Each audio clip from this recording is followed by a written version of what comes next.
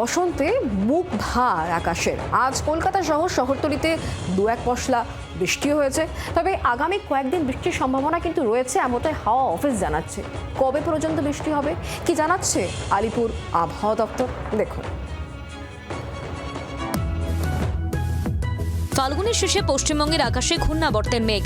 রবিবার বিকেলে বিক্ষিপ্তভাবে দু এক পশলা বৃষ্টি হচ্ছে কলকাতা এবং শহরতলিতে। আরও কয়েকদিন বৃষ্টির সম্ভাবনা। আলিপুর আবহাওয়া দপ্তর জানিয়েছে, পশ্চিমবঙ্গ সংলগ্ন ওড়িশা উপকূলে একটি ঘূর্ণাবর্ত তৈরি হয়েছে। উত্তরবঙ্গের উপর দিয়ে পরপর দুটি পশ্চিমী ঝঞ্ঝা চলে যাওয়ার সম্ভাবনা।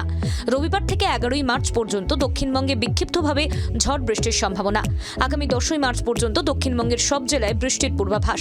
ভারী বৃষ্টিপাতের এলাকায় 40 থেকে 50 কিলোমিটার বেগে বইবে ঝোড়ো হাওয়া, বজ্রপাতেরও সম্ভাবনা।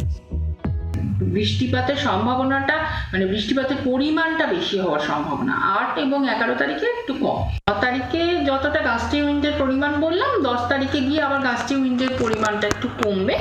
এবং 10 তারিখে যে জেলাগুলিতে বেশি বৃষ্টি হওয়ার সম্ভাবনা রয়েছে সেই জেলাগুলিতেই আবার একই রকম বজ্রবিদ্যুতের সম্ভাবনা রয়েছে।